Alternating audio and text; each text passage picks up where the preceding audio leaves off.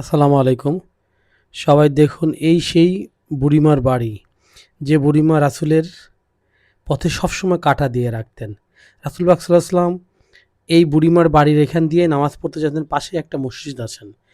যে মসজিদে রাসূল নামাজ পড়তেন। কিন্তু বুড়িমা কাঁটা দিয়ে রাখতেন যেন কখনো রাসূল পাক সাল্লাল্লাহু আলাইহি ওয়াসাল্লাম যেন এখানে মানে নামাজ পড়তে না যেতে পারে।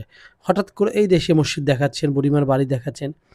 হঠাৎ করে রাসূলুল্লাহ সাল্লাল্লাহু আলাইহি ওয়াসাল্লাম একদিন জানতে পারে যে পথে কাঁটা নেই। তখন জিজ্ঞেস করেন সবাই, জিজ্ঞেস করেন বুড়িমা অসুস্থ। তখন উনি উনাকে দেখতে যায়।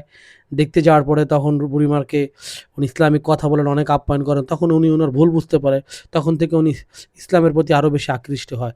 আসলে উনি তখন চিন্তা করে যে আমাদের প্রিয় নবী হযরত মুহাম্মদ সাল্লাল্লাহু আলাইহি ওয়াসাল্লাম আসলে একজন অমানবিক মানুষ।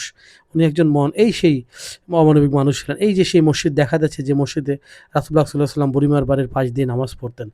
এই ভিডিওটি দেওয়ার অন্যতম কারণ হচ্ছে যে আমাদের প্রিয় নবী এভাবেই আমাদের প্রিয় নবী এভাবেই উনি নামাজ আদায় করতেন। অনেক কষ্টের মধ্য দিয়ে উনি ইসলাম প্রচার করছেন। তা সবাইকে অসংখ্য ধন্যবাদ।